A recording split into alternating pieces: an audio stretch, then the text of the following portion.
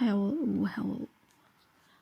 So, this is basically a video of me doing makeup, and you'll just listen to me ramble because I can.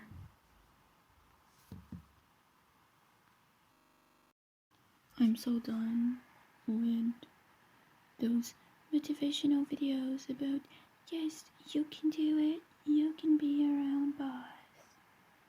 Sometimes success is not defined by wanting to be your own boss. Success might be defined by, I want to have a 9-to-5 job. I want to work as an actual accountant. And have my bubble bath on Saturday morning and have my weeks all be the same and only a few holidays to spare where I actually just go and walk around my own town, around the place I live, and better the lives of the ones around me. You don't have to be your own boss and go on visits to Dubai and third world countries to feel like you are being on top of the world, like you're successful. You don't need that. So, I mean, some people need that, but I don't need that. And I've seen more and more that there are a lot of people that actually don't need that. They don't want the self-employed, selling my own art kind of job. Not because it's unstable, but because, they don't want that. I get it. Like, I don't want to be a freelance translator because I think that's really hard to be your own boss. I like to have people that tell me what to do, when to do. Not because I don't have motivation, but because I need someone to guide me and say, you can do this and you can do that. And when you pick and you choose and you do the things. Of course, there are people that are not happy with this, so they change, and that's totally understandable. But I am really done with people trying to sell that lifestyle. The be your own boss, do your own thing. That doesn't make me happy. That might just make me anxious. That would make me really anxious, actually. So yeah. So this is another ramble. So basically, if you have been following me on this channel, and if you have, why? But thanks. You should know that those videos I said I was going to do are probably not coming up. So yeah. I wanted to talk about a process, like a train of thought I had in my bathroom. So it was like this. About the word might.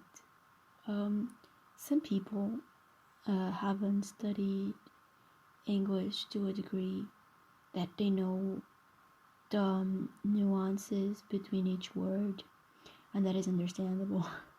I've been studying English for like all my life. In Portugal, we study English as like a second to third language, probably since some people like study since they are like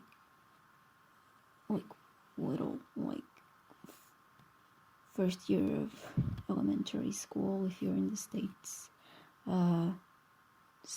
primary school if you're like European, and probably anywhere else in the world. But I've studied it from 6th grade till the end of my like compulsory school thing, like academic career, which is 12 years.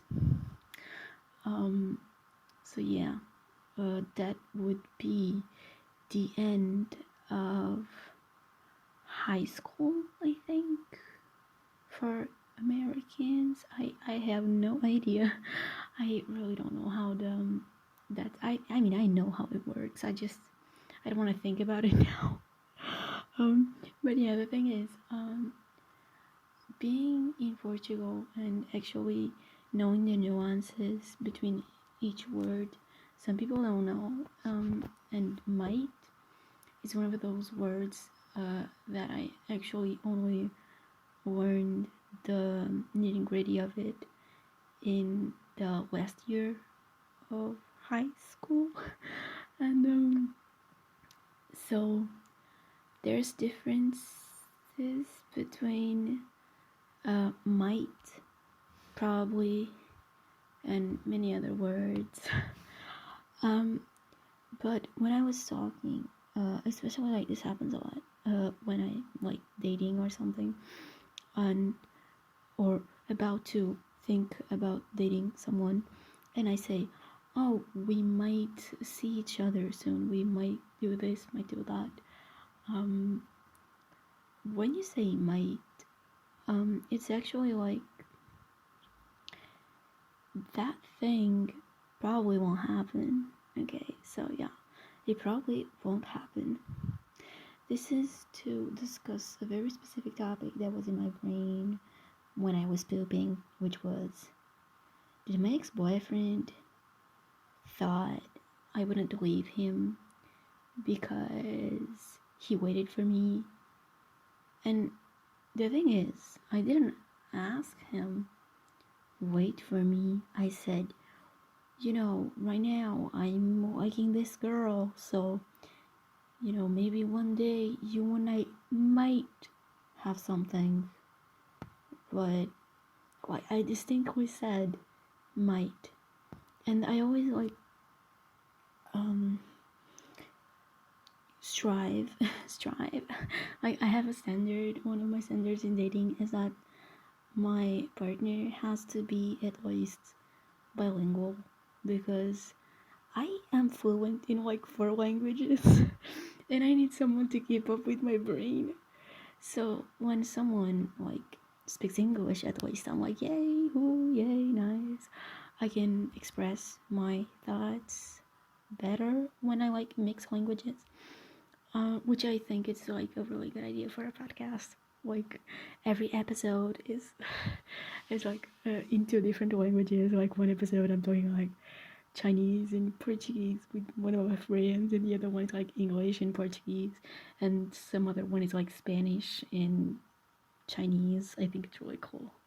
I think it'd be really cool.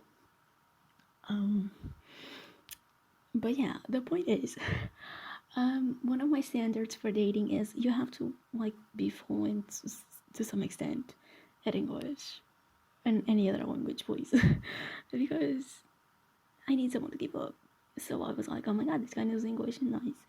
But he doesn't. He really doesn't. Like he knows how to express himself. Like he's pretty fluent, but he doesn't know. It depends how you like define fluidity, like fluency. It depends. Fluidity, not but fluency. It depends like how you define. Because some native speakers like mess up, like I just did, and say fluency. What did I say? Fluent. What? Yes, I say fluency. No, forget it. Like, the point is, if native speakers mess up, like some native speakers like even mix up colors, which is fun.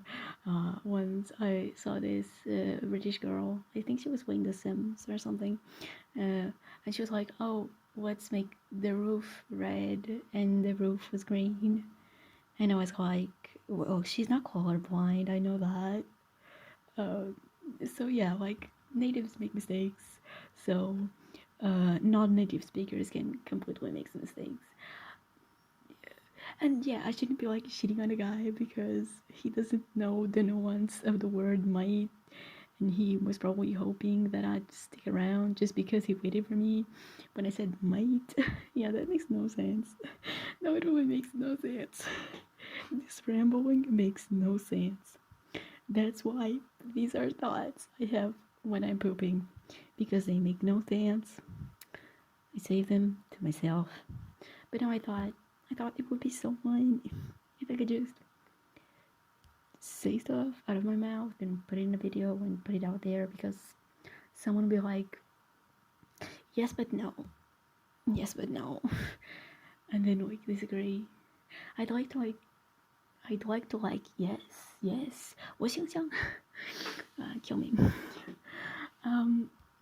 Actually 想想 in Chinese, it's not I would like to in case you're wondering. It's like thinking for a split second, or let me think about it. That's what 想象 means, because 想 means think, and think in Chinese means let me think about it like for a split second or a little bit. It's very fun Chinese in a way, you know. Like I like how the verbs are so simple and you don't have to like conjugate them. That's so cool. I love how it's actually, it could have been, and it kind of is, when you're speaking. There's a lot of non-binary smiths on it. How the verb coming up. Damn.